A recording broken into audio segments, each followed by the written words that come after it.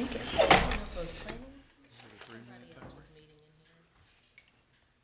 Yeah, no luck with the vice mayor. I'm sure it'll be here. Well,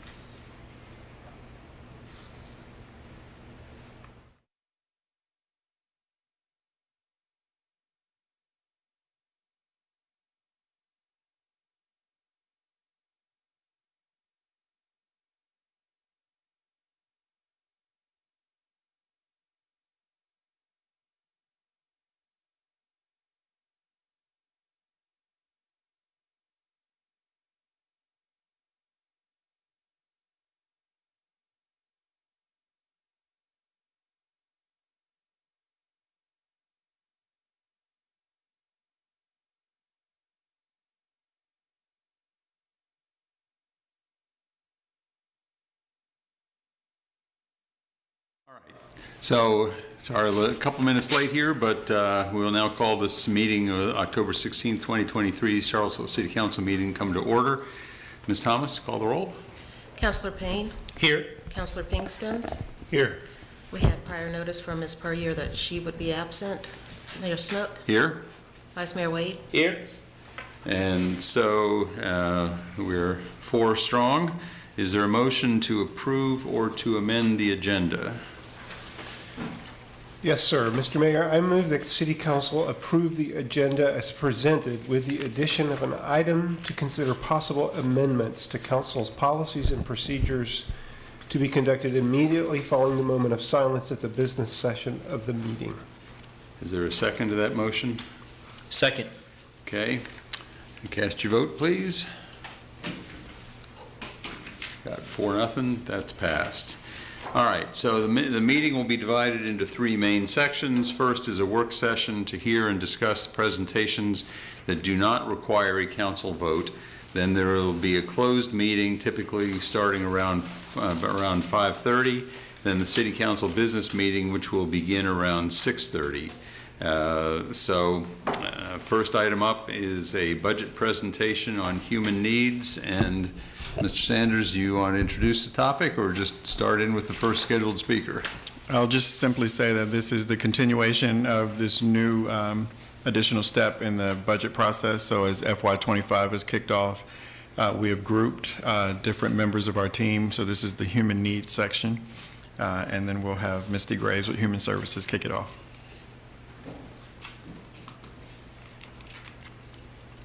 Hello, everyone, Mayor, Vice Mayor, and Council, and City staff. I have the pleasure of presenting on behalf of the Department of Human Services. Thank you so much for giving us your time and attention to one of my favorite topics, the Department of Human Services. And I just want to make sure that my slides are ready to go with Mr. Dillahunt, because I have printed ones, but they're very small, and now that I'm up here, I can barely read. Yes, they will load momentarily. Thank you.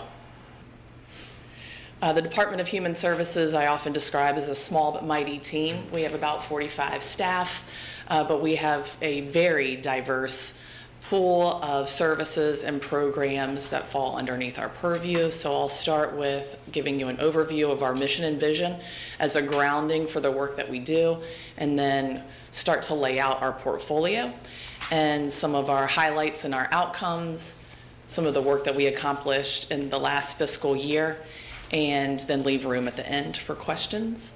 So Department of Human Services, mission and vision. On the next slide. Oh, wait. Yes. Ha, thank you. Vision, and I adjusted the first part there to reflect council's portion of council's new vision to be a place where everyone thrives by serving as the community's premier provider and meeting the therapeutic needs of youth and families, supporting the community's efforts to improve equity and address poverty and its impacts. Our mission: we provide services and programs that improve and support the resilience, health, and well-being of youth, families, and community organizations. So each thing that we do aligns with our vision and mission. As I mentioned before, we have a very large portfolio of programs and services. I sort of divided them up into a few categories. So we have our direct services that are youth-centered. We have, under that portfolio, we have Community Attention Foster Families, or CAF. There's actually 18 staff that make up that department. They're responsible for the recruitment, training, and support of foster families in this community, in addition to Albemarle County and Greene County. We also offer support groups for, like the transracial support groups for foster families as they are supporting kids that have to come into care. The next largest division of Human Services is the Community-Based Services Division, formerly known as Community Attention. That hosts our mentoring programs, our skill groups, KYIP, one of our prized programs that is in its 16th year. We have our youth service learning program, Teens Give, and we also partner with the court service unit to provide electronic monitoring for youth that are involved in the criminal justice system. As you know, we have Youth Council. We host and have the staff liaison to Youth Council, who focus on behalf of council on some youth advocacy issues and present to you at the end of their school year. So that's the youth-centered sort of programs that we have. The next area is our direct services for adults and families, and as you can see, that's where our Community Connector program is. We offer housing navigation. We have our Pathways program through the Community Resource Hotline. We operate a small emergency hotel stay program. We also have the staff contact, or the staff coordinator for the West Haven Care Center, formerly known as the West Haven Clinic. And then we also look at our internal staff as recipients of direct services as well, or internal customers. And so we have a long-standing group called iCubed, which is our employee resource group that moves forward action plans so that we can be the most trauma-informed we can be and work on our anti-racist action plans. Then we have the other stuff. So we also have our community engagement and outreach, which is not necessarily a service that we would have clients in, but nonetheless things that our Human Services Department represent the city on. So we obviously operate the Vibrant Community Fund as part of our shop. Myself, I'm one of the board members of the Blue Ridge Area Coalition on Homeless. I'm also part of the steering committee on behalf of the city on the Charlottesville Charlottesville Area Alliance, which focuses on livable, age-friendly communities. I'm on the steering committee and is along with other human services staff on CANDID, which for those who don't know stands for the Charlottesville Area Network Dedicated to Youth Development. Basically, it's a network that's comprised of all the service providers that work in the after-school summer realm for us to be able to coordinate our efforts together. We worked on the probation transformation for the juvenile probation. We have representation on the Mental Health and Wellness Coalition Steering Committee. I'm also the staff liaison for the Food Equity Initiative and serve on CPMT, as well as other members of our department serve on FAPTN program, which focuses on service delivery for the Comprehensive Services Act, which Jenny Jones will present on later. We also have supported the one-stop shops and efforts related to adult reentry services. We also participate on the coordinated entry system, case staffing, which helps make sure that folks who are entering in homelessness have the appropriate resource navigation.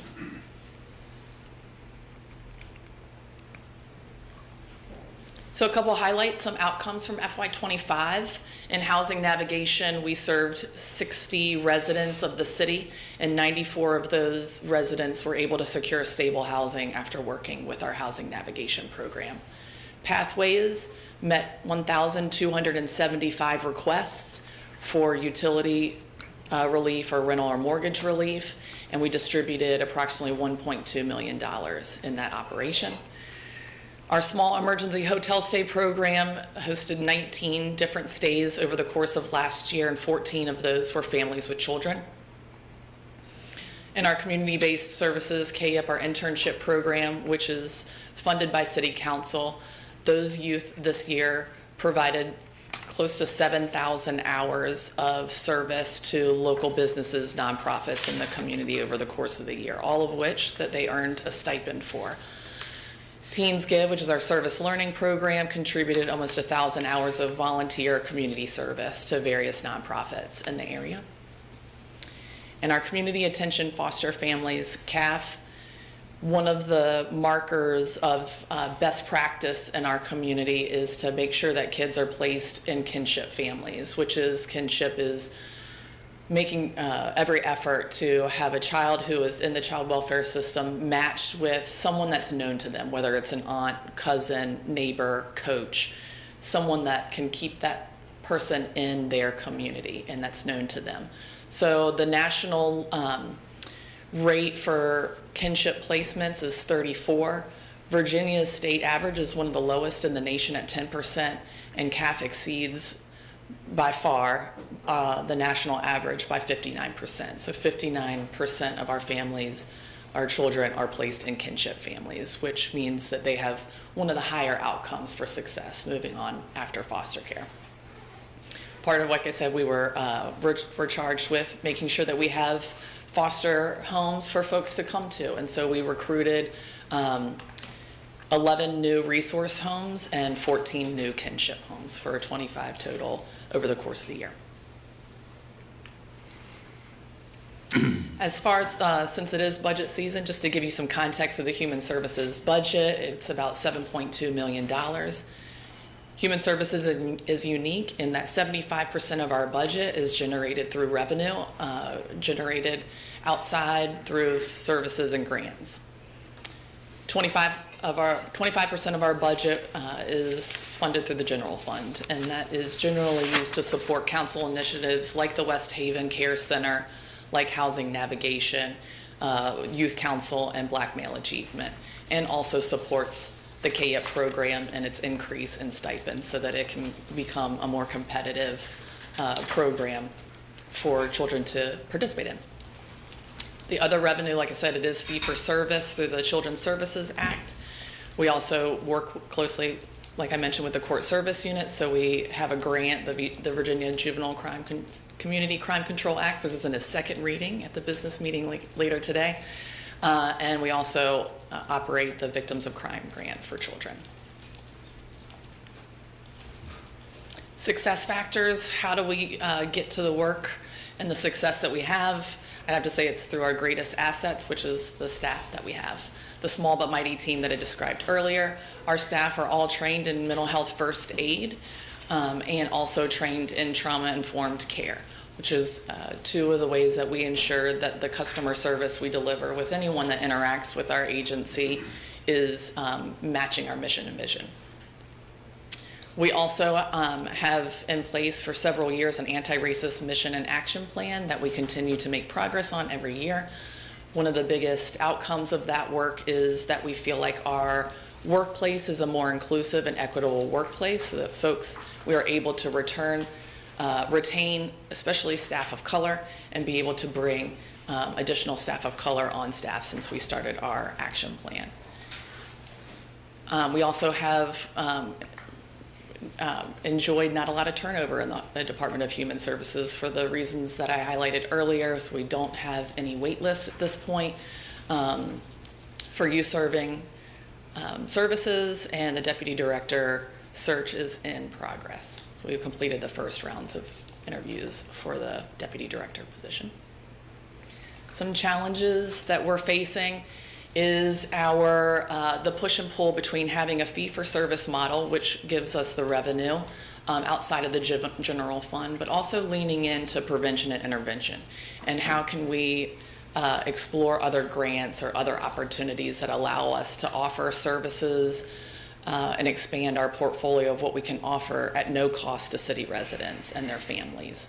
So we're constantly trying to figure out how can we lean more into the prevention route and offer our services at no cost. Pathways is always a thinking point for us. We are currently fully funded. We're on track to be able to meet the needs of the request this year. And so we'll be discussing that further in FY25. Vibrant Community Fund is another one of those moving targets. The applications close on the 31st, so we'll have a better understanding of what that looks like. But as you know, last year, the request for funds was around $4 million, and that particular budget has about $2.4 million to allocate. And then currently, our small emergency hotel stay program is funded by ARPA dollars. As the city and the teams that work with folks that are experiencing homelessness, we're constantly looking at what are our needs and where does emergency hotel stays fit into that portfolio of gaps. And that's it. Thank you. It's for you all to ask questions if you have any. Questions, counselors? Thank you for that presentation. Really appreciate all the work y'all do. Do you engage with CASA at all? Yes. What do they do and how are they connected to what y'all do? Is it parallel or? By the nature of our CAF program, many of the youth, if not all, are appointed a CASA Okay. volunteer. Okay. And then they coordinate with the Department of Social Services and our CAF staff as part of the team that works Okay. with the children. So the CASA building that's at the end of High Street, maybe? Is They're that- right behind us. Okay. Is We that- essentially almost share a parking lot. Oh, okay. So CASA is not just I think just a local nonprofit. It is something that's constituted by statute, or is it like its own I government? can't speak to what is required for Okay. for CASA. Okay. It's not something that I'm aware of Yeah. what they're, what It's code court they're supposed to. appointed though. Okay. And I think that this jurisdiction, we have it and they're expanding, I understand. So Okay. a couple other counties, but yeah. Interesting. Thank you. It is not statutorily required, however. Okay. Thank you. And then you're trying to recruit a new deputy director? So that person would support you, I guess? Is We that? support the city of Charlottesville by nature working very closely with me, yes. Got it. Spread the work around a little bit. Yeah. Yeah. How long has that position been unfilled? I was asked to be interim when Kaki first left Okay. her position, so I was deputy director prior to that. I I was see. interim for about 13 months doing both until the director position was filled. I got that about a year ago, and so Okay. So almost 2.5 years. what does that math mean? 2 years. A while. Okay. Well, I'm hopeful for you and all of our collective sakes that this position gets filled soon. So, It will, thank you. yeah. Any others? Questions? No? Yeah, I had a couple of, I didn't realize you had your hands in so many different, things. And, Human Services, you're kind of one of the more visible symbols of the city, the things that you do with the funding and things like that. So I had a couple of comments. One is that I believe I heard that isn't the county going to expand KUP more in the county? Did I hear that correctly? Currently, the Human Services Needs Assessment that the county completed this year named KUP and Teens Give as two possible solutions to offering mental health supports for adolescents as a way to offer pro-social and job skill readiness and that coaching. I'm planning on submitting an ABRT application that's due on the 30th, so that will be where that goes. Right, I just, you mentioned the 31st is the deadline, and if I don't know how it would tie in, but if it's a big bump with county high school students or middle school students, you would likely need more staff, I assume, to accommodate that. And I know usually, I think you get college students and things to help out in the summertime, but, you know. Yes, we employ seasonal YCAs, youth counselor assistants, to be the case managers and job coaches for those programs. So that's always in February. We work very closely with the HR department, just like Parks and Rec has to, kind of, you Get know, those, increase those. But yes, in our budget for those programs, we include staff cost. So we, and another topic now is the Pathways program. We had put more money towards that in this year's budget. Is that in effect, people, or you're distributing it and as needed type of thing? The need is still there. That we are spending down at a rate that I feel comfortable with, as far as there's no red flags that says at anywhere that we're going to like run out of funds. Okay. I think one of the exciting things that we're looking forward to is exploring how it might look for folks to come in and work with our staff that work on that hotline to connect them to more long-term services. So maybe partnering with other agencies that offer some more financial stability programs and budgeting support and other resources like that. So. Okay. Can you just spend a moment talking about the mentoring aspect of, you know, is that Daniel Farrelly or is that something different? Daniel Fairley does some direct services, but he's more in coalition building and coordinating, putting the organizations together to best serve the kids in the program. When I talk about mentoring, it is the one-on-one matching of a child, currently, because it is a fee-for-service. The mentoring program is sort of limited to folks that were either in the child welfare system or the juvenile justice system. So when I say like we want to be more prevention, in order for us to open our doors, we would need more funds to be able to have non-restricted funding for us to be able to offer more mentorship, if that makes sense. Yeah. We look at mentoring in human services a little bit different in that it's generally goal-oriented and skill-based. So you get a service plan of things that are identified by the kid and family. What do I want to work on? Do I need my driver's license? Do I need job coaching? Do I need help with, you know, managing my emotions? And we go, our one-on-one activities every week are based on that. There's some going to get ice cream and playing basketball, as we know that that's good for relationship building, but it's not the sole mentoring. And that's something that you contract out, or you have the capacity for staff to do that? We currently have staff in place to have that, but like I said, in order for us to accept a referral, they would have to be able to tap into the existing funding streams that I have. So I just got a couple more. You mentioned something about helping with retention of staff, and do you work with HR with that? I didn't realize that you did that as well. Well, I think it goes to how we have our I-Cubed employee resource group. We have our own internal to DHS employee satisfaction survey. So when we get the results for that, that's specific on how and you know, how we do things. Are we meeting the mark there, and what do staff identify as what they would like to see? We can use that action group to implement some things that are unique to the Department of Human Services. Thank you. And, you know, I will say that, like, overall, over the course of the last 5 years since we've been doing our anti-racist work, we've noticed, because of feedback, that work is informed by the staff of color in our organization. And when we first started doing that, certainly there was a process involved in that.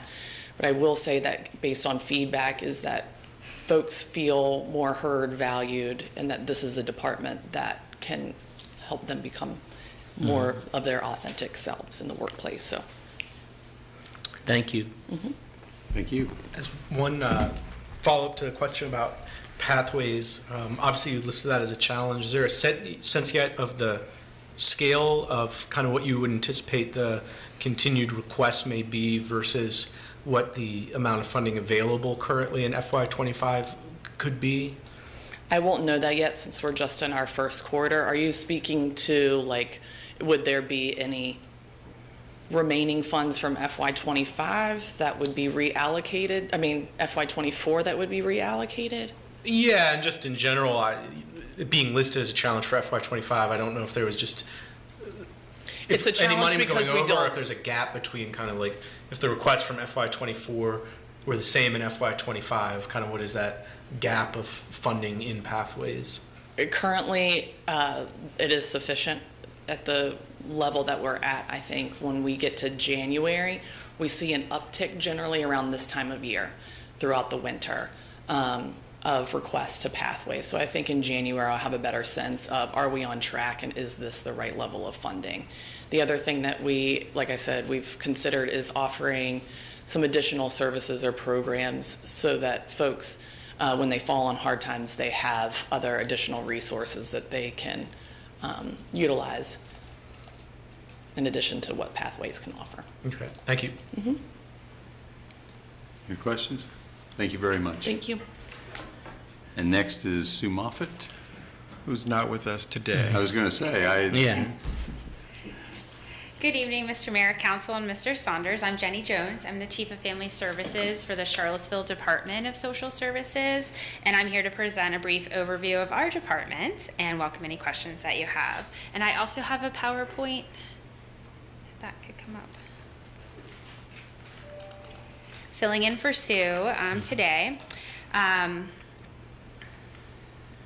All right, our mission, the Department of Social Services joins with the community in providing social services that meet essential needs, promote self-sufficiency, and enhance the quality of life for all residents.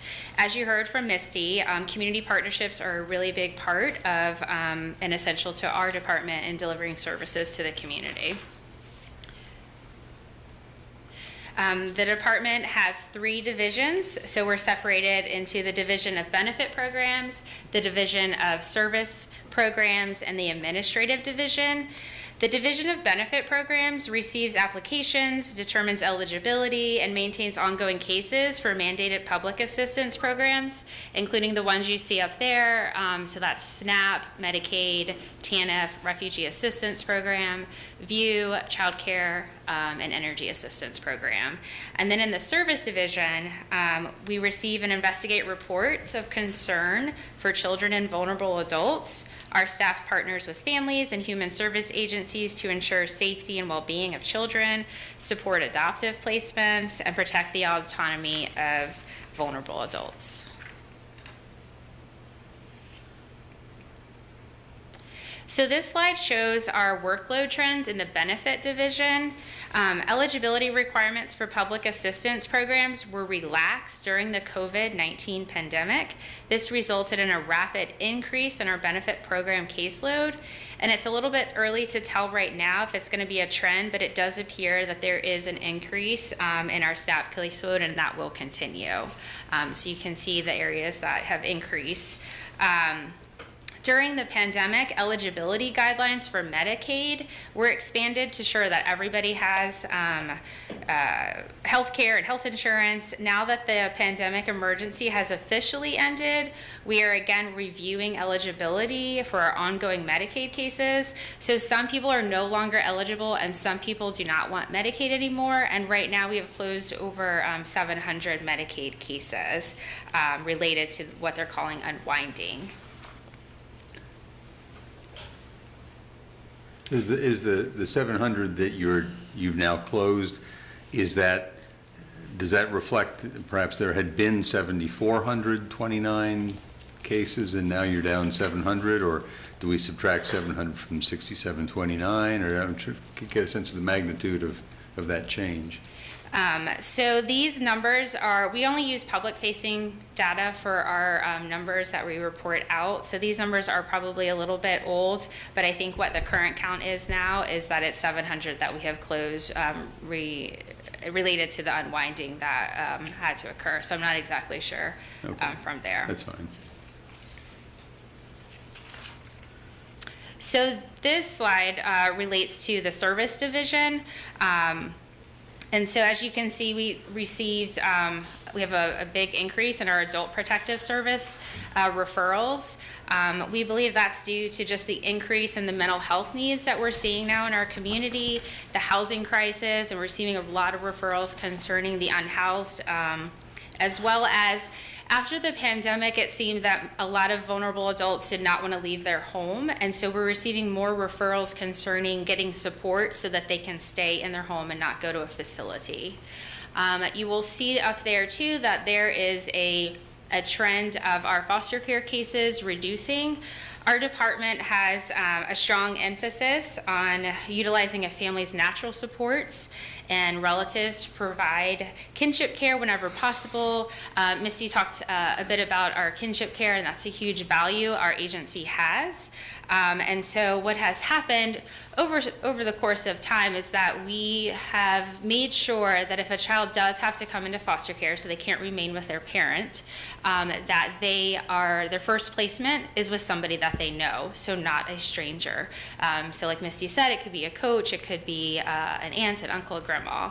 And so because of our emphasis on that, for that first placement to be with their relatives, that has given us the ability to make a plan, not only to hopefully return home to that parent, but if they aren't able to get rid of those barriers that brought that child into care, then we have a concurrent plan with that relative in place. And so over time, what we have noticed is that kids are not lingering in foster care as long as they used to, and they're getting to permanency quicker. So that combination with also our efforts in what we call in-home services or preventing children from coming into foster care in the first place. So we've been able to not only reduce the foster care caseload, but we've been able to take those positions that we had dedicated to foster care and use them differently, creatively. And so right now we have a couple of what we're calling parent navigators that we have hired, and those positions are because of the reduction in foster care. And so we are using those positions to hire people with lived child welfare experience to work alongside our parents who have children in foster care, as well as on our prevention caseload as well, to help parents get connected in the community, to work on the services that they need to work on. So that's been successful. We also took another foster care position, and we were able to turn that into what we're calling an early prevention worker. So we're really trying to target those families that are in need of assistance and get to them before we receive a referral concerning abuse and neglect. So this is our structure, our organizational chart. So the department has 110 regular positions. Currently 8 positions are vacant, and recruitment is in process for all of them. And our turnover rate for FY23 was around 10.9%. For our budget is mainly composed of federal and state funds with a small percentage of local funds. Any reduction in local funding would result in a reduction of federal and state funding, and we'll provide a more detailed breakdown at our November budget presentation. So some of our challenges and our opportunities, we definitely are seeing for a challenge the increase of substance use in the community, as well as I said before, the mental health concerns and the intensity of those concerns, and getting children and families and adults connected to the resources in order to address their mental health. Also homelessness we have been seeing, of course, in this community. I talked a little bit already about the increased workload in the benefit division, as well as our recruitment of qualified workforce has been an issue, especially in the service division. For example, we've had an open position in child protective services for over a year now. We also struggle a little bit with technology. We have to work with the State Department of Social Services, Virginia Department of Social Services, and we are shared support, and sometimes having shared support with them giving us our computers, but our city does all of our work in IT on on those things does not always work out so well. So that has been a challenge, especially over this past year. And then for opportunities, as Misty talked a lot about, just those community partnerships, definitely we try to build on those in order to help families and children and adults really get the services that they need. I talked a little bit about early prevention and in-home. I think there's more opportunity there to really work with families, like I said before they become the attention of a abuse neglect referral. And so we've been receiving referrals from the schools, from our benefit division. Anytime that a family is identified, we try to work with them on that, like I said earlier. And then remote work has been, I think, an opportunity as well. We've been able to recruit staff with that ability to have a more flexible work-life balance.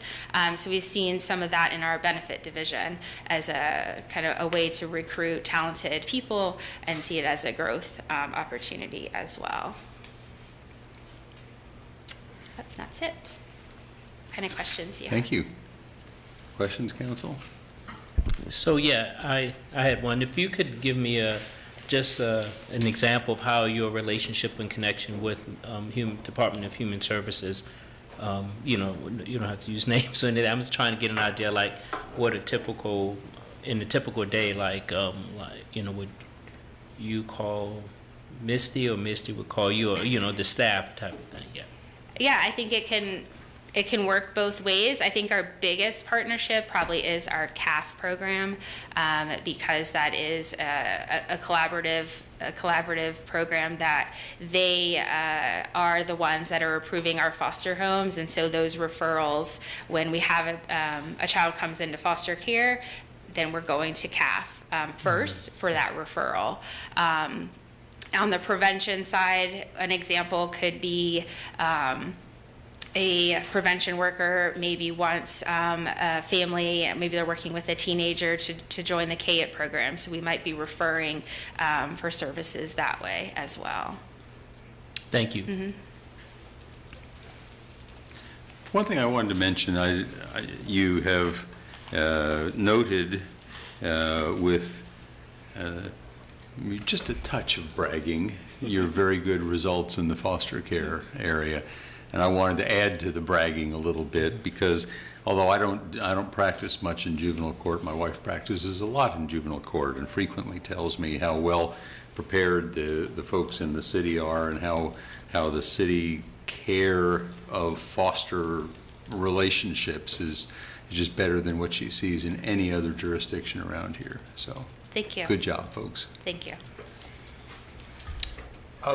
Do you anticipate, in terms of like the Medicaid unwinding, do you have any sense of, are we through that at this point, or no, we have Just a ways? beginning. No, I think it's just the beginning. Really? Yeah. Okay.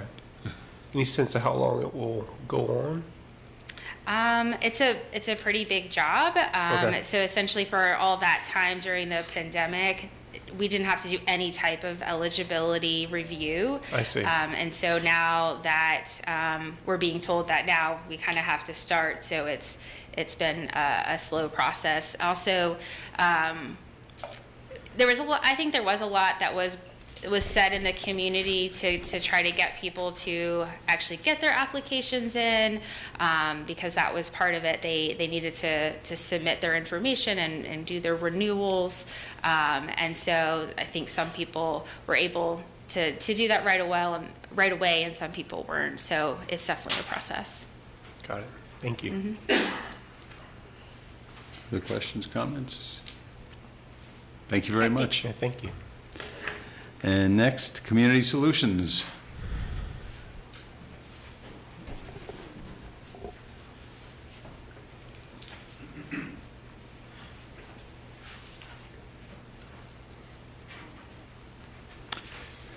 Good afternoon, Mayor, Councilor, City Manager, and City staff.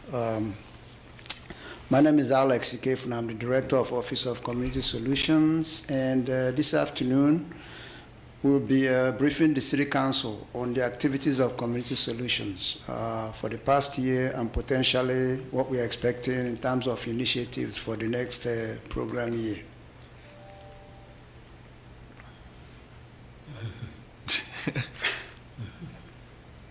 There you go. Okay. All right. The mission of Office of Community Solutions is it's a department or division within the city manager's office that is tasked with overseeing the implementation of affordable housing programs, commercial revitalization and development, neighborhood and constituent services, federal entitlement administration, and grant program management. Currently, we have 7 staff. And the chart up there, it's the distribution of our staffing capacity. We have a director, redevelopment manager, grants manager, housing program manager, which we are very thrilled to have, grants analyst, housing compliance coordinator. As a matter of fact, she started this morning. And I was going to say, I hadn't heard of her before. yeah, she started this morning. As a matter of fact, she's still completing all the necessary papers right now. And I think she's in the city manager's office talking to the city manager's executive assistant. And then we also have a grant analyst, and that is also currently undergoing the background checks. So we are hoping that she will join our team next month or early December. Great.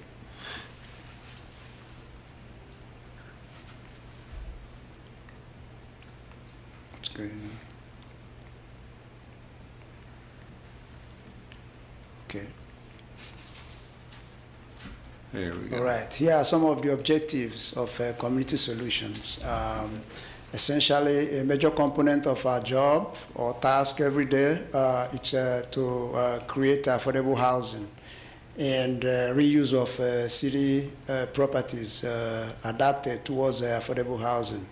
We have several objectives, which include planning and housing policies, geared towards affordable housing plan, review of SUPs coming from NDS, and the rezoning to ensure that the PROFA administration is well extracted in accordance with the law, managing city housing investments, whether it's rental, home ownership, and what have you, or leveraging of city resources, adaptive reuse of redevelopment and redevelopment of available city properties. We have a specialized staff or development manager who is responsible for this. Federal Entitlement Administration for CDBG and home funds. And we're happy to report that our 5-year plan, 2022 to 2027, was approved by the U.S. Department of Housing and Urban Development, essentially clearing the way to guarantee that the city's funding is received every program year. And of course, the home, the CAPA was also accepted, which is annual performance report. We also deal with the oversight of Housing Advisory Committee, which is popularly known as HAC, CDBG Task Force, and the Affordable Housing Funds Advisory Committee, which was created as part of the Affordable Housing Plan. We also deal with city leases and property acquisition and disposition coordination, regional partnership through Thomas Jefferson Planning District Commission, UVA, and other related local agencies, as well as the county. We track city investment and monitor the investment as well to make sure that the money is being used appropriately and the services are geared towards low-income residents. We also manage the city's complaint system through the MyCivil. Every time there is a request or inquiry, it comes, if it doesn't go to appropriate city department personnel, it comes directly to Office of Community Solutions. And if it's something that we'll respond to it directly. If it's something that has to be farmed out to another department, then we send it to the appropriate staff to address. We also deal with constituent neighborhood services, and there is quarterly meetings of those neighborhood leaders. We also have oversight and support of a citywide grant management program and support services. Okay. For 2023, in terms of success, we had, as a new department, we had a grants program manager. She's doing a fantastic job. Housing program manager, again, we are very thrilled to fill this position. Housing compliance coordinator who came aboard this morning. Like I said earlier, we completed the 2023-27 Consolidated Housing and Community Development Plan that was approved by HUD, which basically is the framework for the allocation of federal resources every year. We completed all the funding processes for 2023 and 24, the CAP funding, the HOPS funding, CDBG and HOME, and developed grant administration SOPs, which the city manager signed, and it's operational as we speak to guide the grants administration updates, memorandum of understanding and agreement involving the city, and letters of support for grants being submitted on behalf of the city or related agencies. We developed a grant inventory report, which the city manager is currently reviewing.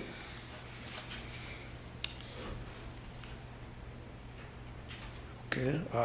We carried out, like we instructed last year during the budget process, that based on some complaints by folks, the sub-recipient agencies, and some of the quality of applications we receive, we decided that we have to provide annual training for the sub-recipient agencies. So this year, in anticipation of the upcoming funding cycle, we've organized and conducted 2 trainings, before and after. In essence, before you submit applications, what are the things you need to know as an agency?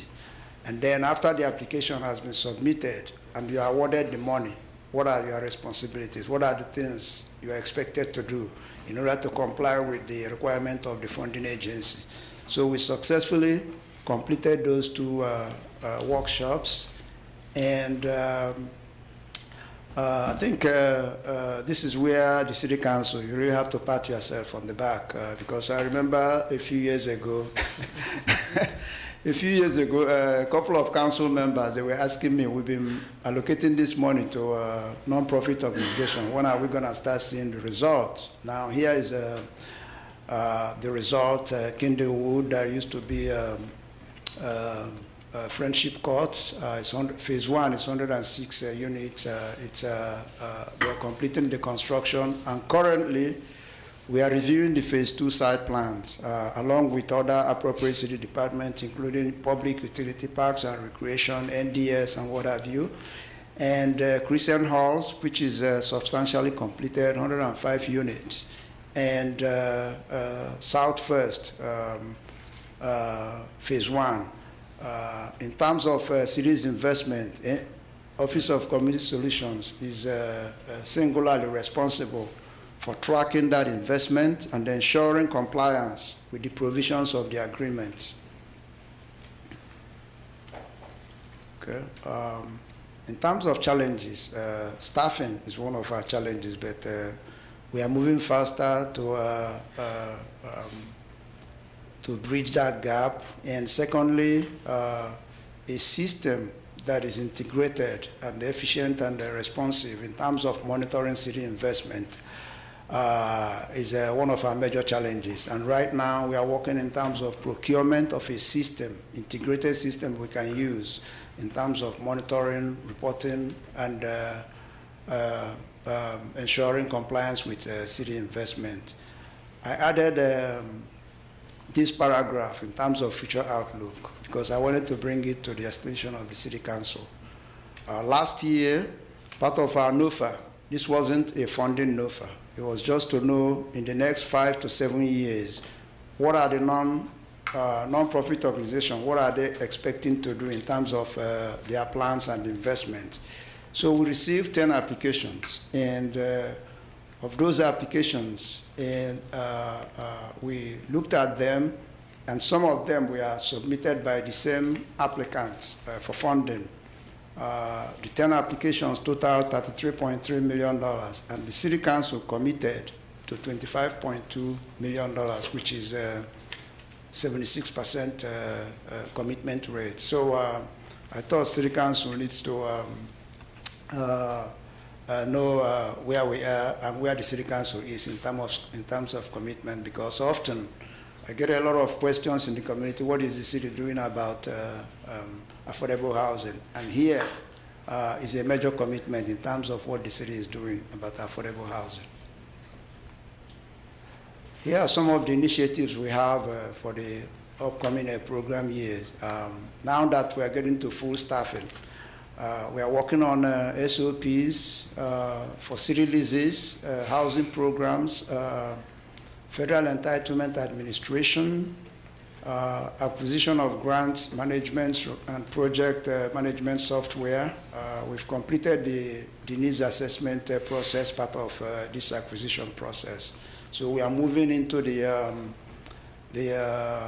procurement process and currently coordinating with the Department of Procurement. We are developing a uniform citywide grant monitoring tool so that we have a tool system which speaks the same language across the department.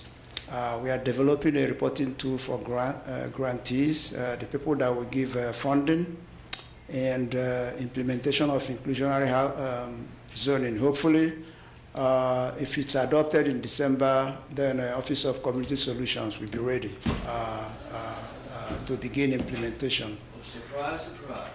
4 o'clock, and there's hardly anybody here. Okay. Anti-displacement strategy.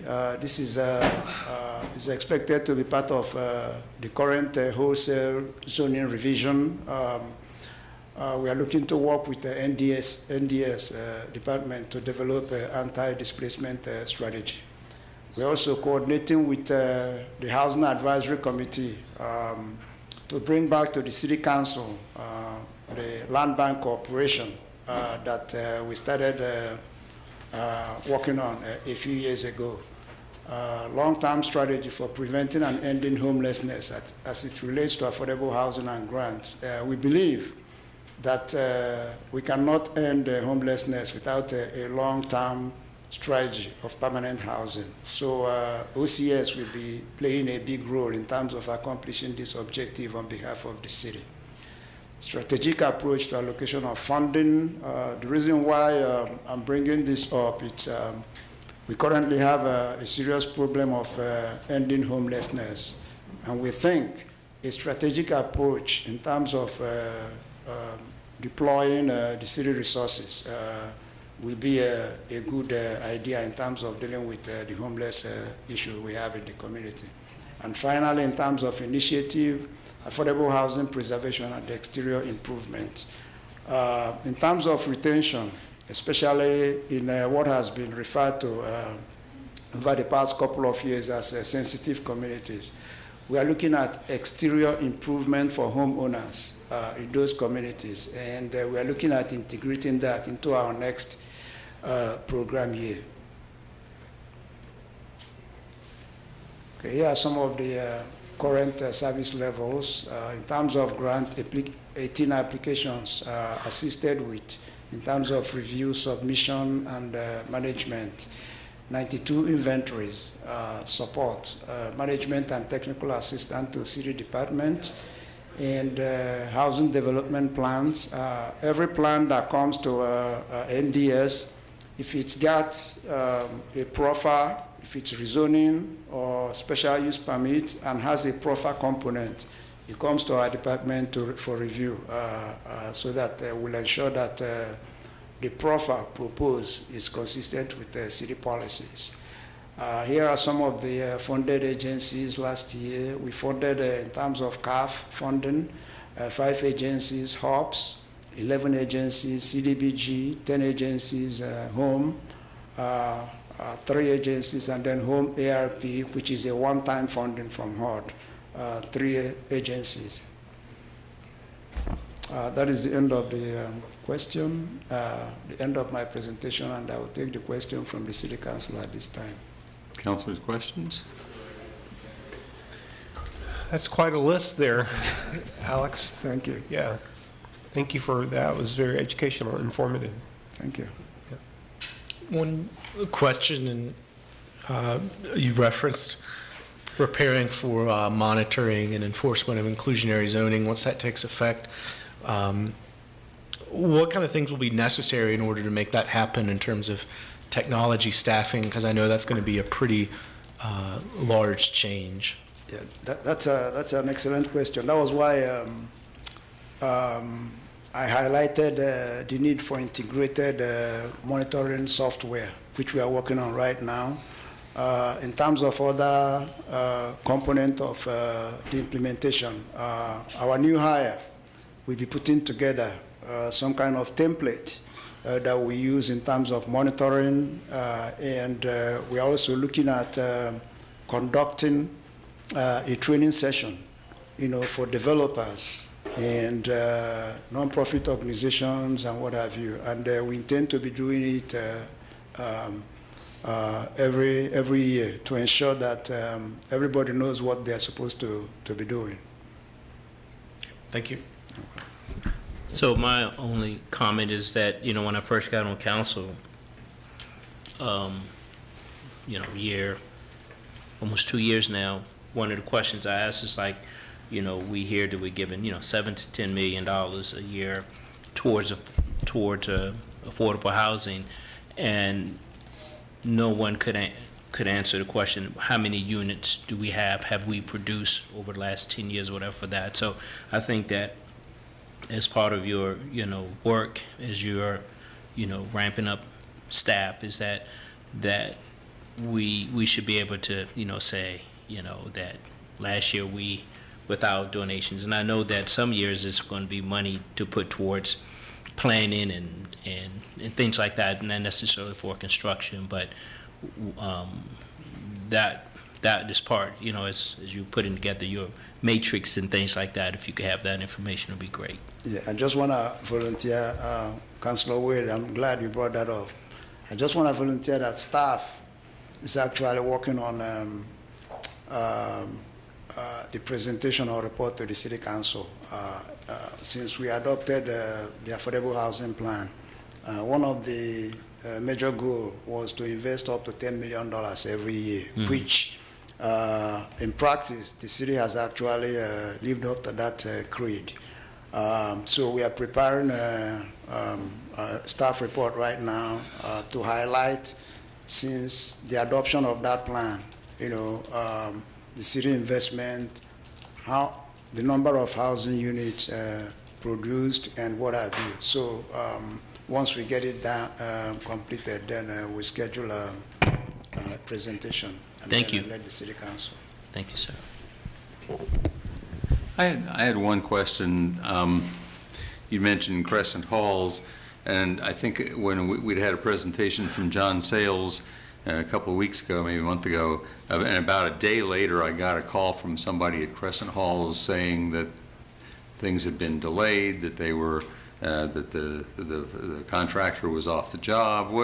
What's the current status at Crescent Halls? They are still trying to work out the differences between the contractor and the CRHA.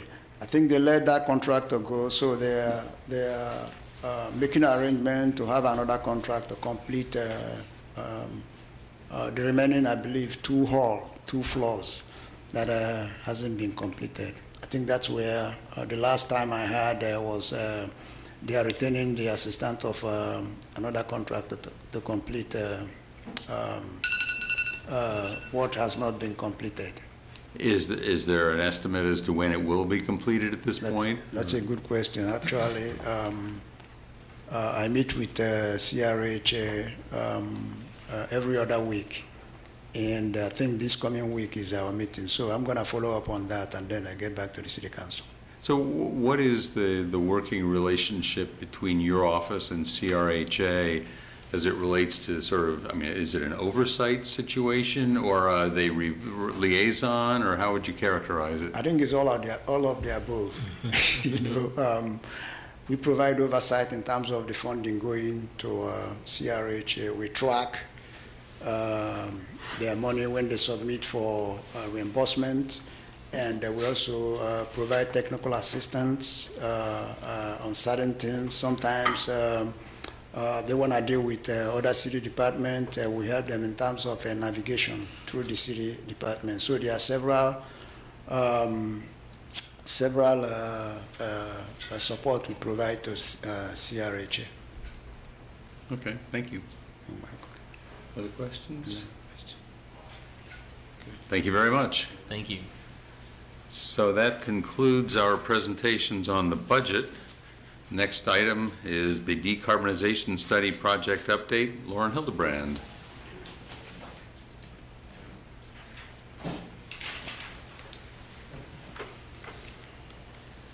Good afternoon, Mayor, Vice Mayor, and councilors. This presentation is intended to be an update of the natural gas decarbonization study. I think it's important for council to know that we are the only municipal gas utility of our size that is completed or is currently conducting a decarbonization study, and that Charlottesville Utilities is a forward-thinking department committed to figuring out the future of the gas utility and its associated greenhouse gas emissions. The matter at hand is complicated, and we must be thoughtful with our analysis and consider every interest of our 21,300 customers, including those from an economic and equitable standpoint.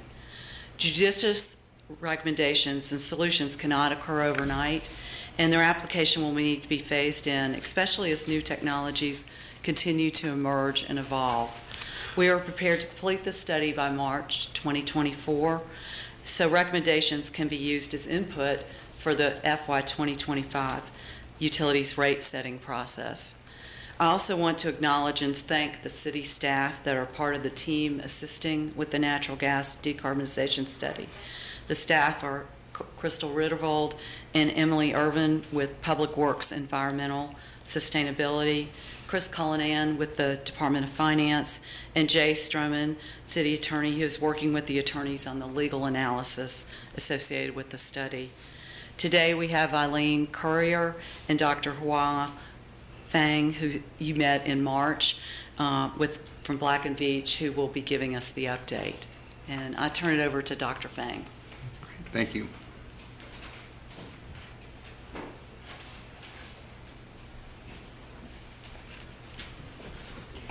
Good afternoon. Good afternoon. Good afternoon. Thank you for hosting us again, and I think we'll be happy to really give you an update about what we have been doing and where we are progressing toward completing the decarbonization study. Just for a little background, and I think for someone we have not met back in March, I have a PhD in economics from the University of Virginia, kind of the very, this is my hometown. And Welcome back. I am currently a managing director with Black & Veatch. I lead the practice of strategy and planning for utilities, including both natural gas and electric utilities. I think recently we have been involved in a lot of decarbonization-focused themes, planning studies for different utilities around the country. So our clients, including Southern California Gas in California, Hawaii Gas, and also DTE Gas and Washington Gas Light. So we have studied various aspects of potential solutions that natural gas utilities can implement. I think the impact it could have on the customer's rate as well as on the reliability of the services. So as an update, and I think then what the purpose of the study is trying to make the city of Charlottesville, I think I'm just not, okay. So the updates we're going to review today include maybe just a quick summary regarding the scope and the purpose of the study. I think then we are going to give you some kind of preliminary results regarding benchmarking the city of Charlottesville's utility or gas services with regional utilities around the country in a peer group. And also we're going to be reviewing, have a little bit more involved discussion regarding the solution sets we're currently looking at, and I think as well as kind of the approach we're undertaking in order to assess each solution. I think then we'll discuss next steps. From a very kind of high level, what we have found so far is that the city of Charlottesville currently operates a relatively efficient newer system compared to its peer group.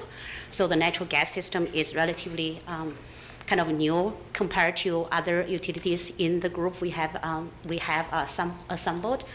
And I think then the city's operation of the gas system is relatively comparably more efficient and has less environmental footprint compared to its peer group as well, both in terms of the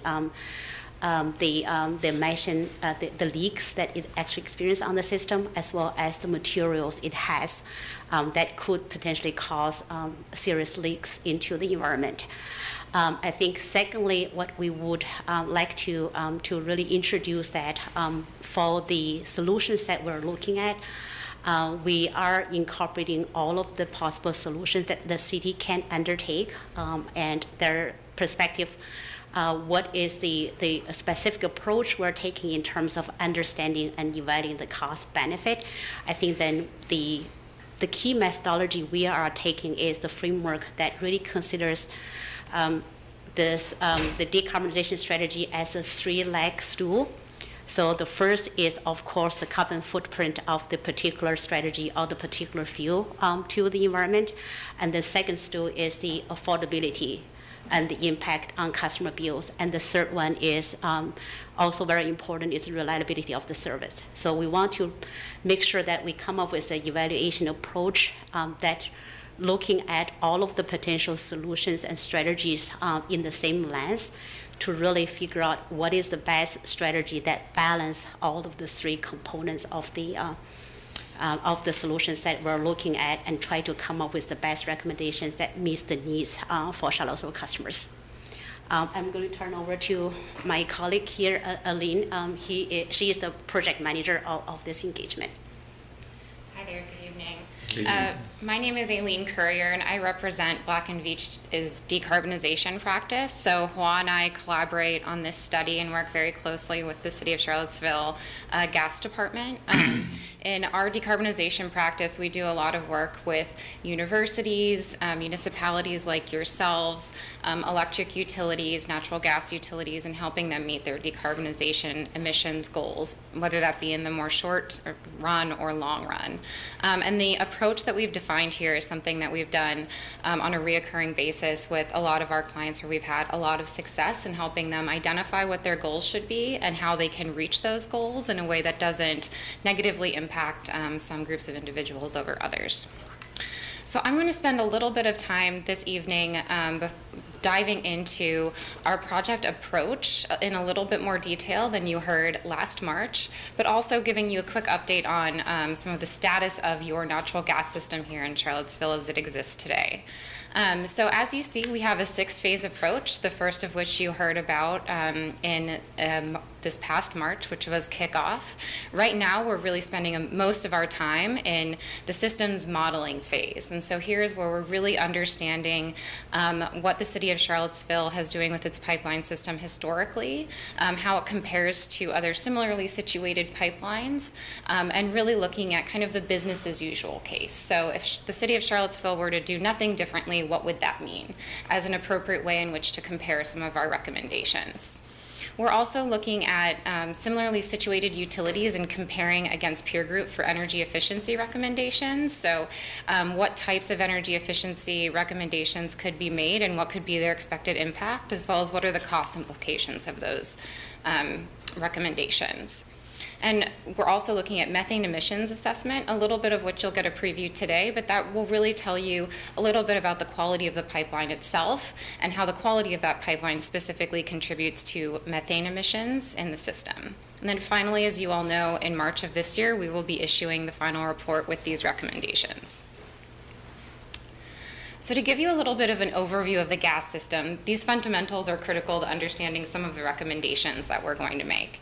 And so as you can see here, large map of the City of Charlottesville gas system. As you all know, the City of Charlottesville gas serves both the city as well as county customers, which the map there on the right shows. So there's about 343 miles of distribution mains and 303 miles of gas service lines. The City of Charlottesville Gas serves approximately 2,400 commercial customers, 16 industrial customers, and almost 19,000 residential customers. So a very diverse group of customers, as well as another 12,000 customers, 9,000 of which are in the county. The system is primarily made up of cathodically protected coated steel. And so basically that's a fancy way of saying there's a protectant on it that keeps it from having more methane leaks, is what that means.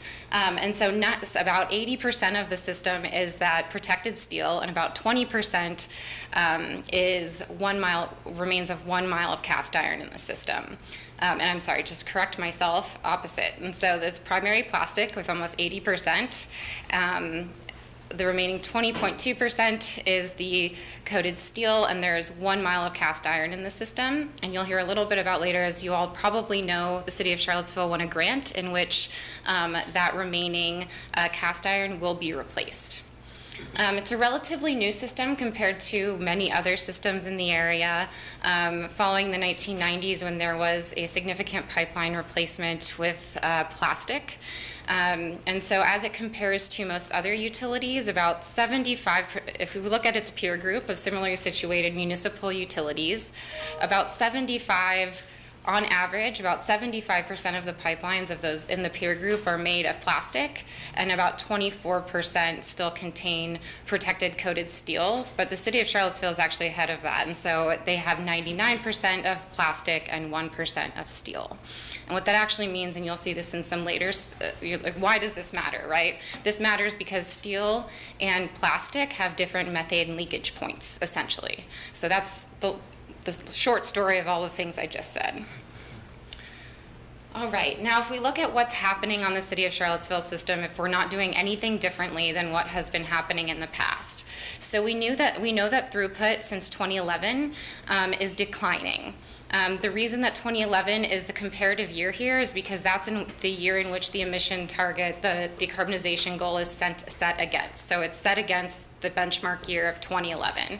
So since 2011, you'll see that annual demand has declined in total system-wide throughput about 35%. And so that just means generally they're serving 35% barrels of gas annually. What we're also seeing is that despite a slight increase, a very, very small increase in the number of customers, so between 2011 and 2021, a 1.77% increase in customers, demand average annual usage system-wide has declined by 36%. So what that means is that individual users as a whole are also using less gas, despite the fact that there's still more customers on the system. This is kind of a general, I would say, average trend that we're seeing across North America. You know, generally natural gas users are becoming a little bit more efficient as they're becoming more aware, of their energy use, and so you're seeing a little bit less usage on a per person, per household basis. All right, so what does this mean for the carbon footprint?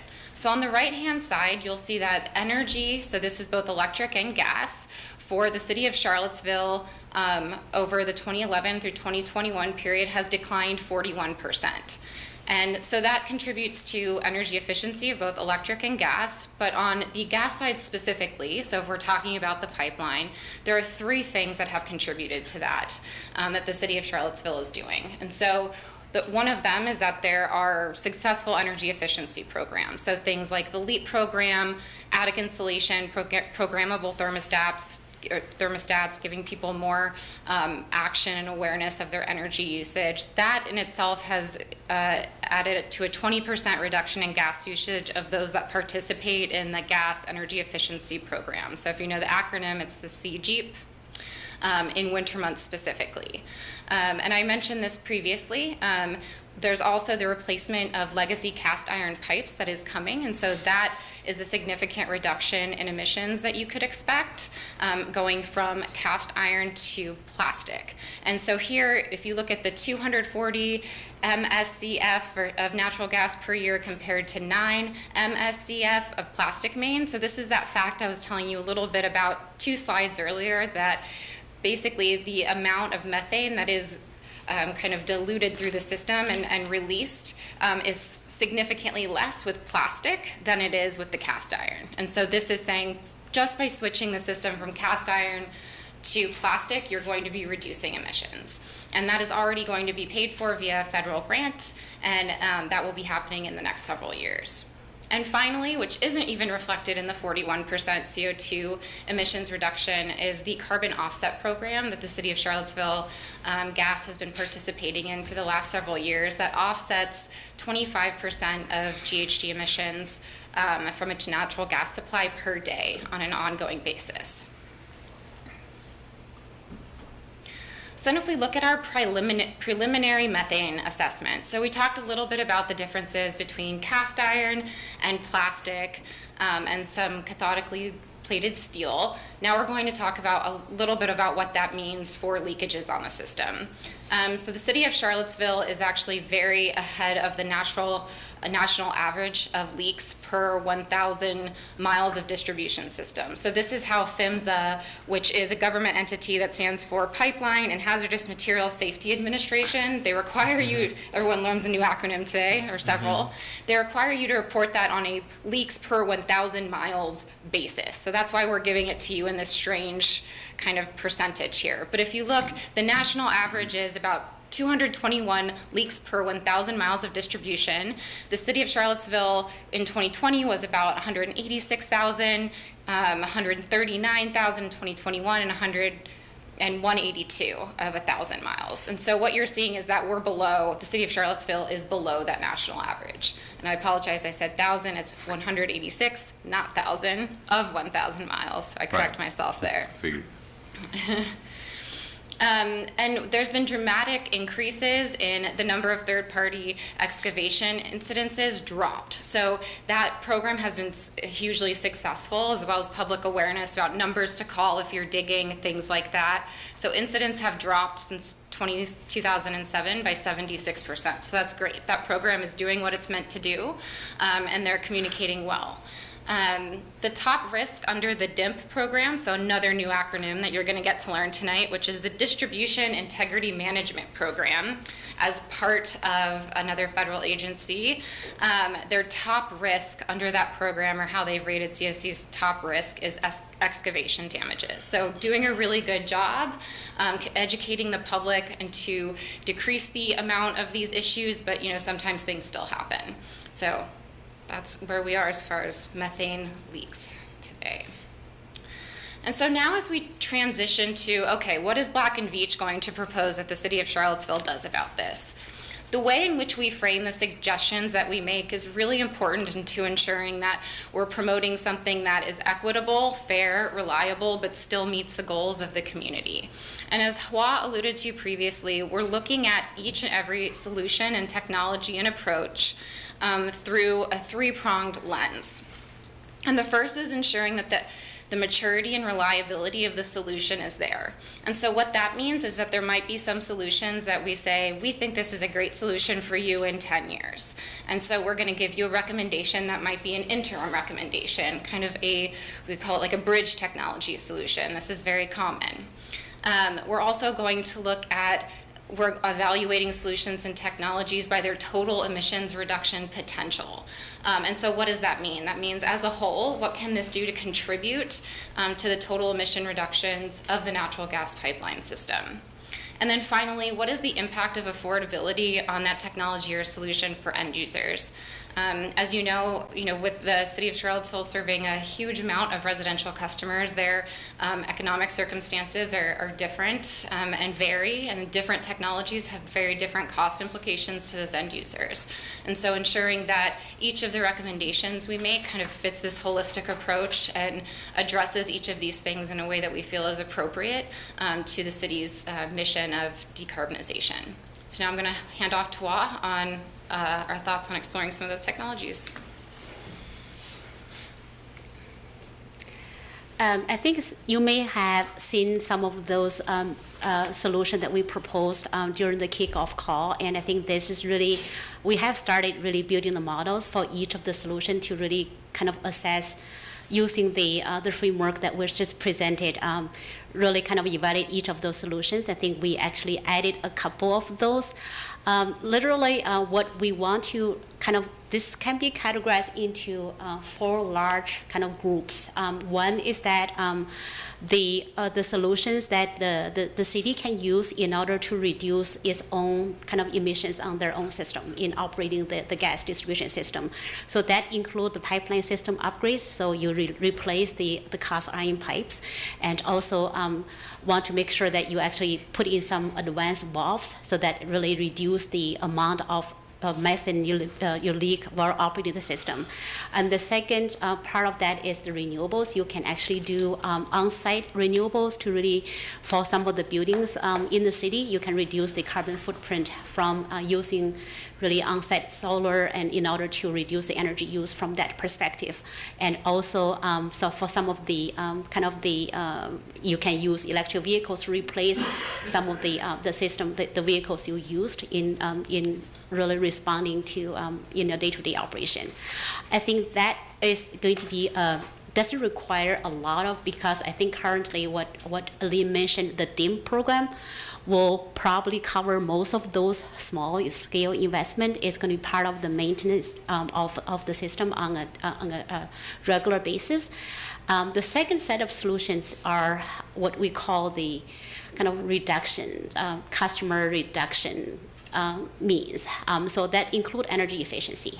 Energy efficiency means that you actually give customers more efficient appliance so that they can use less energy to meet their needs. And I think then the second part is the electrification, that including using heat pumps. What we also mentioned, there's like network geothermal, in order to really not switching from natural gas to some other means of this. It has different flavors to this because the electrification strategy is part of those energy efficiency. Some of those the gas department can make investment on, and I think then can execute without any issues.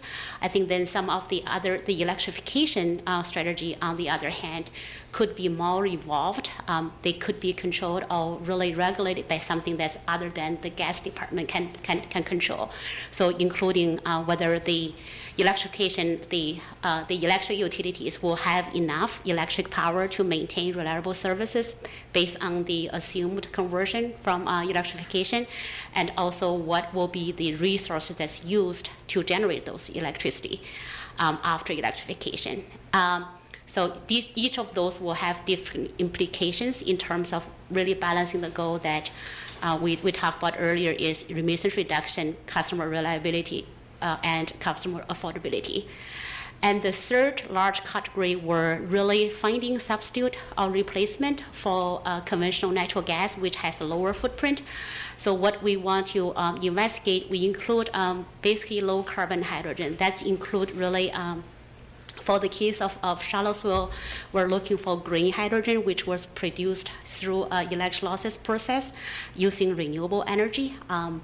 That right now is being kind of advocated and promoted by the government through the Inflation Reduction Act by being eligible for a really a significant tax credit. And I think then the other component is what we call blue hydrogen, which is not like exclusively zero carbon hydrogen, but is using natural gas as a process to produce hydrogen, but capture the carbon emissions through the process using some advanced carbon capture technologies.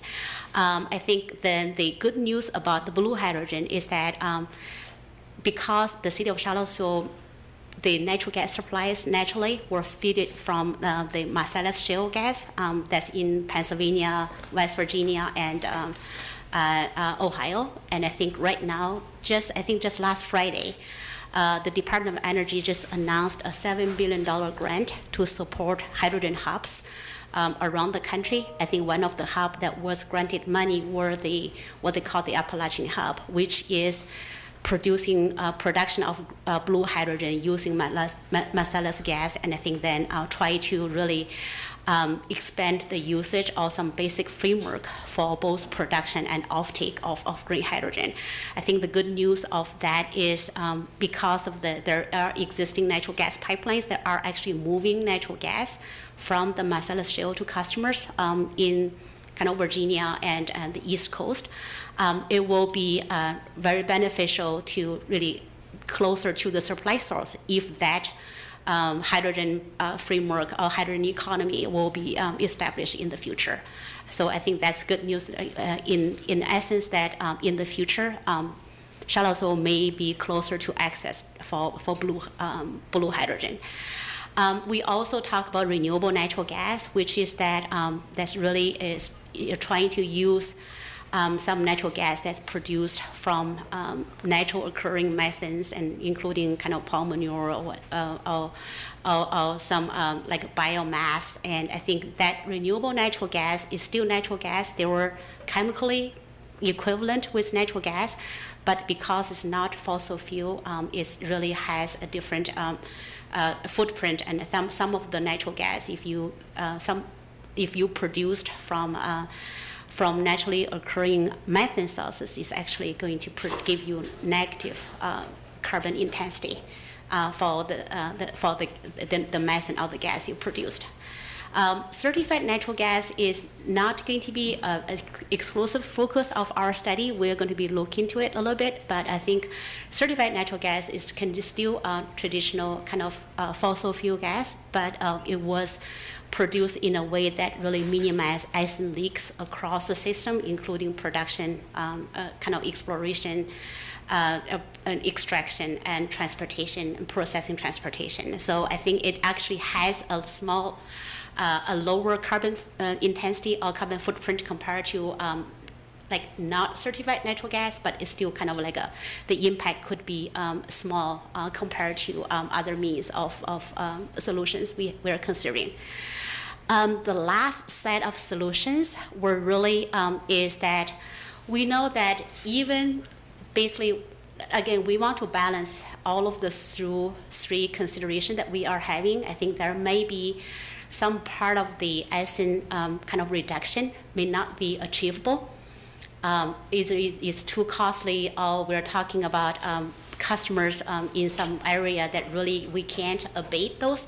I think we are also considering the last set of kind of solutions, which were really just reducing the global kind of share of the city's emission in the system. So we're going to consider the really carbon offsets, as well as direct air capturing mechanism. So it's really you just install some direct air capture technology on certain sites, and then just capture the carbon out of the atmosphere. I think that's supported by the Inflation Reduction Act, so you really can receive some credit. I think that's right now is about $180 per ton carbon captured. But I think those were the things that we want to consider in terms of their impact, both on the reduction, the extent of the reduction, as well as the additional cost that the city had to undertake in order to meet that objective. So the recommendations hopefully will be, we are trying to evaluate all the solutions from the same the same platform, and trying to come up with a set of recommendations that's implementable, as well as maintaining the kind of the level of stability, reliability of customer services by the city. I think then for all of the solutions we want to investigate, some different solutions may be suitable for different timeframes.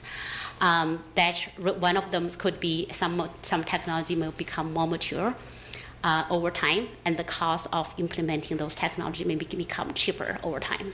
So I think that is another consideration. So we have short-term recommendations and a set of solutions for mid-term and long-term. This is just an example for what we're looking for, like electrification. I think electrification have this really sometimes people understand it as this is like a solve-all solution. If you want to eliminate fossil like natural gas emissions, and the best way is to electrify. And I think then you actually totally eliminate the emissions generated by the natural gas system. What we want to really consider is, again, going back to our three-pronged analysis framework, is that we want to really capture both the cost perspective as well as the benefit perspective and reliability perspective of each of the solutions. So for this particular example, we are considering two scenarios. One is that for new house, like new residents or new customers, essentially if they're considering two options, one is to install electric heat pump and the other is considering doing natural gas heat pump. So we actually compare the capital cost of those two options. And I think we also consider that if you install the more advanced electric heat pump and then water heater, you actually are subject to the IRA credit of 30%. And I think then the second part will be the variable cost of using that furnace or that instrument in order to really kind of continue the operation fee or the expenditure for each of those options. I think then the second option we also are considering is for existing natural gas customers. If you want to switch from natural gas to electricity, so the point might be is that you will never consider really switch to a different like water heater or some other things before it actually stops services. Probably typical is like 15 years, 10 to 15 years. So, and I think then if you are considering off switching with the off cycle where you do not need to replace the existing furnace, so the cost will be if you continue to use natural gas, you probably have no capital investment other than just regular maintenance. And I think then if you want to switch to a different technology, then you need to invest in a new equipment. So we want to consider that economics to particular customers is that you pay a higher cost to install electric water heater versus natural gas heater for a new customer, and for existing customer, but you need to really incur a cost to really switch the equipment into using electricity. So that is the first component. The second component is the operating cost. I think we actually presented the cost of kind of heating from using different kind of equipments and different fuels. This is an AGA study. I think was complete in 2022. Natural gas right now, based on the current technology, actually has lowest cost. I think this is corroborated by the Department of Energy Information Administration's kind of like short-term winter outlook. Is that for people who are going to heat their house in the coming winter using natural gas, you're probably going to pay about $640 for your heating fuel. And if you're using electricity, it's probably $1,400, and then it's going to be more costly for propane and heating oil users. But what we would look into that is that we are just going to be really collaborate and just really aggregate the sources of information from different sources, public sources. And I think that what we want to do is essentially looking into the potential estimated operating cost of kind of, suppose for a switching customer, you pay the upfront cost of electric heat pumps or water heater. You actually pay for that. I think then going forward, we're going to make some assumptions regarding the cost of electricity and the continued cost of using natural gas. Those were important in the sense that it's very, very kind of like region specific, depending on which electric service territory you are in. So for Shallow Soil, it's most likely Dominion customers. And I think that we want to understand the potential trend of the electric rates for Dominion customers. We also want to kind of understand the efficiency that can be demonstrated using the more advanced electric heat pumps or electric water heaters. I think then the other kind of consideration, which are typically sometimes were lost in the conversation, is the impact, the emissions impact of electrification. Again, this is very region specific, depending on the customers, depending on the utilities that serve that particular area. If you want to use electricity to heat your house, heat your water, you may not reduce entirely the carbon footprint that you are generating in the process, because the electricity provided, generated in the service territory is not going to be 100% zero carbon electricity. So for example, for Dominion, if you look into what we have presented here is the energy fuel source mix, and I think it still has significant amount of electricity generated from natural gas and coal and fuel oil. We know Dominion is also embarking on a journey to decarbonize their electric generation portfolio, and I think they're going to be expanding they're going to extend their service life for their nuclear facilities, and as well as developing the offshore wind project. But I think this is the assumption is that if you spend more cost of really clean up the energy supply resources, there are some considerations of you have to consider both the electricity perspective as well as the potential cost perspective. We just want to make sure we're making consistent assumptions regarding reliability as well as the cost for electrification, so that we really analyze the impact of electrification on the three criteria that we set up to evaluate, assess each solution. So for next steps, as I said earlier, we have started the modeling process to really kind of constructing the economic models to evaluate the three perspectives for each of the solutions we want to assess. And I think then based on the kind of balancing the scorecards or the matrix for each of the solution, we're going to make a recommendation we think are going to best balance all of those three considerations and really meet the customer, City of Charlottesville's customers' needs. And we are also going to have extended the kind of the stakeholder process. So in the process, what we want to really is like bring key stakeholders really to really we will present the assumptions and the analytical kind of details of process so that people will understand what goes into the assessment, and I think then just making a transparent kind of acknowledgement of the assumption that goes into the study, so people understand where the recommendations come from. And we are also going to complete the MISON and energy efficiency benchmarking and assessment process, which is really looking at the potential, the policies or the past history that the city has been engaging in, compare that with similar utilities around the country. I think then we're going to be, like Lauren mentioned earlier, objective is to really finish the report and recommendations by March of next year. Okay. Thank you. Questions, council? Yeah, I do have a few questions. I don't know how we look on time, though. Let's take 5 minutes. Okay.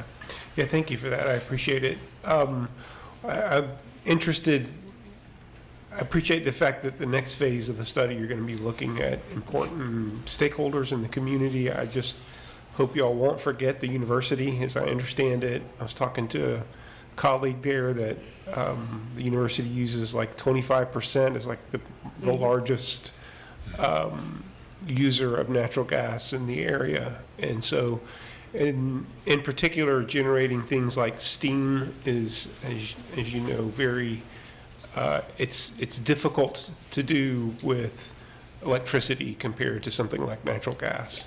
And so we do have a lot of steam uses at the university and the hospital.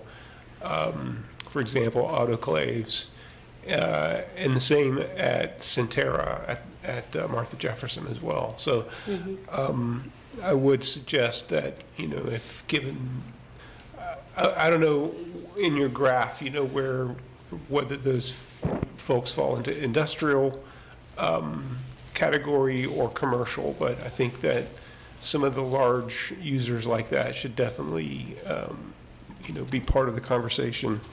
And then I think just, outreach in general will be important as you move forward. Then I have a couple other questions. The hydrogen that I guess the IRA Act is trying to get going, I remain skeptical of hydrogen, but hopefully I turn out to be wrong about that. Would that hydrogen be transported in the same piping systems as natural gas? So we have been engaged by a couple pipelines to really study the impact of transporting hydrogen on their systems. And I think then the consensus right now is that for new, really, you want to be, for long haul transportation pipelines, you are looking for recently constructed, not very old. I think then But you could conceivably put it in. Exactly. Yeah. and compress You it want just to like be you would. right. You want to be in a relatively new system, and I think then the safety ratio of blending hydrogen is about 20%.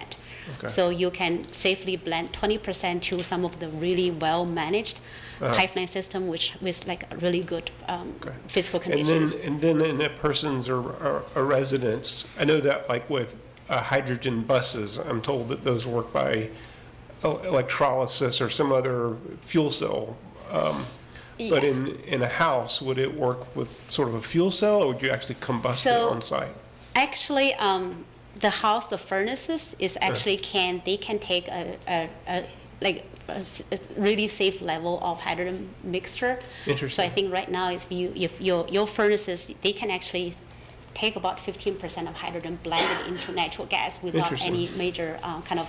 So you can blend it. Reduction. You can blend it. Yeah. Natural gas utilities doing that today. Yeah. So Okay. you can say it's an end user impact after like 15% and has more of an impact on the larger industrial customers. So that's where the real conversation has to happen. Got it. But after 15%, that's where it starts to have an end user impact on your gas stove. When I say end user impact, that's what I mean. Yeah, Whether it's or the not your residential stove will customers. continue to work. So Right. my wife might have a surprise if it goes to 20%. Hawaii Gas, they use a synthetic gas process which actually produce about 80%, 80 to 90% of methane. That's the conventional kind of gas, has the same chemical characteristics, and they also have about 10 to 15% of hydrogen as a result of their process. So they have been like meeting their customer needs using that mixture for the past 40-something years. Oh, So that's interesting. it's safe. Okay. I think but the issue with that is for some of large industrial process and power generators, if you, I know the city does not have that kind of customers, but I think that requires some, if the process requires combustion, you need to really Well, the swap out university some- does. The university has a heat plant that would have so boilers. that is you need some update to the equipment in order to burn a mixture of the hydrogen. Yeah, so that would be why it'd be valuable to loop them in. Yes. I guess the other couple of quick questions, I was surprised to see how expensive it is, both in terms of investing in the equipment and also the operating costs to move from natural gas to electric heat pump. I think there's going to be, that's going to require some significant subsidies at some point. And then the other question I had is, as you're doing your work, are you thinking about the continuing to extend the natural gas system, more the distribution side than the mains? Is there some notion, like in the county, to just say, hey, this is all we're going to build? So I'd be interested, what, it might not be something you've had a chance to think about, but, if it's one thing to say we've got a system now that everyone's sort of committed to, then I wonder, are we just going to say, okay, we've drawn a line in the sand and we're not really going to extend it anymore? I think that's a combination of both a strategy as well as some like legal or regulatory issues. We know certain cities, like the city of Berkeley, and the New York City, they also have the natural gas connection ban. So they basically say the city ordinance basically said we prevent any new gas connections from new construction. But that was struck down in a court system as being not really kind of like a constitutional. Yeah. So from a legal perspective, there is not going to be legal protection I see. to say that's actually a valid approach you can take in order to that, because some customers, the lawsuit was brought about by a certain kind of a group of commercial customers, just because if they ban the new connection to some of the business they own, they're going to be increase their cost of operating their business. So I think that part of the system is that whether it makes sense, just from both from a legal and commercial strategy perspective, whether is a valid approach in order to really uniformly create a ban on new gas connections. That's really still up to debate. Is that something you'll include in your final report, some sort of discussion of that? There is a different consultant working on kind of the legal and regulatory issues. We're only providing a supporting role here. Okay, thank you. You made reference to the bipartisan infrastructure law and the Inflation Reduction Act. Have you identified any programs, even just preliminarily, that our utility might be able to take advantage of that would advance the goal of decarbonization?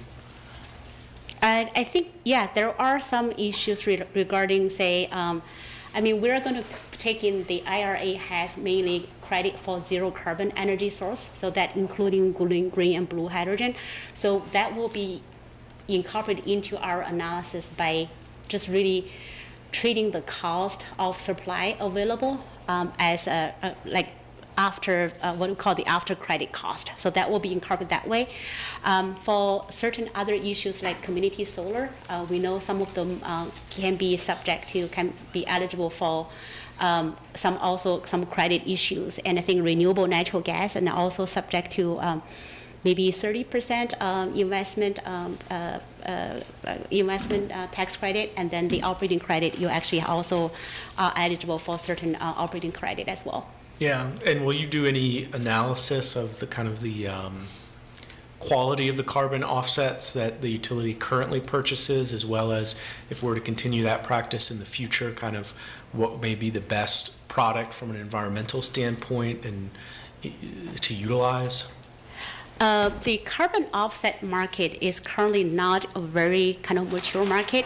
So I think we basically trust that if it's certified carbon offsets or credit, I think that's going to be, we are not going to be really look into that. We can have an overview of the current certification process for those offsets credits, but not specifically looking into what the city purchases, because it's hard to trace back the credits, where it comes from, what is accounted for. Yeah, and just quickly, some thoughts, I guess. I know the world of carbon offsets is a very contested world. I do wonder whether it would make more sense for our utility to use that money to expand the existing work on both electrification and energy efficiency before putting that money into offsets. I don't know the quality of those products in terms of actually reducing kind of global greenhouse gas emissions from that perspective. And finally, it still seems like the IRA and infrastructure law may present some real opportunities on just like a practical level to allow the utility, perhaps in partnership with others, to facilitate and subsidize both electrification and energy efficiency. And I just wonder if that is kind of a very feasible path forward. A few of the recommendations that we made specifically were because of the IRA incentives. So things like rooftop municipal solar. The IRA is new in allowing municipalities like the city of Charlottesville to actually apply for those credits. And so that's an exact example of exactly what you're saying, that we're taking that into account, given that the last time around these credits existed, you all were not applicable, and now the city is. So we're looking into those things. The other thing to alleviate some of the concern, I think, around the perspective that we're taking on offsets is in our analysis and our cost-benefit analysis is every situation will be with and without offsets. So what that means with offsets and what that means without offsets, as far as what the cost implications are. Thank you. Thank you very much. Appreciate it. Thank you. Thank you. So that finishes our 4 o'clock agenda. We're a little bit late getting into our closed session, but hopefully we can get back here by 6:30. Do we have a motion to go into closed session? Yes, sir. I move that City Council close this open meeting and convene a closed meeting for consideration of 2 matters. One, as authorized by Code of Virginia Section 2.2-3711A8, for consultation with the city attorney regarding legal matters requiring the provision of legal advice, specifically matters related to public comment at council meetings. And 2, as authorized by Code of Virginia Section 2.2-3711.A.3, discussion or consideration of the acquisition of real property where discussion in an open meeting would adversely affect the bargaining position or negotiating strategy of the council, specifically possible acquisition of property for recreational purposes. Is there a second? Second. Okay, let's cast your vote. Okay, that passes 4-0. Council will now go into closed meeting. We will return at 6:30 or as soon thereafter as we can be back. For those joining by Zoom, there's a separate link for the 6:30 meeting. See you all in 40 minutes.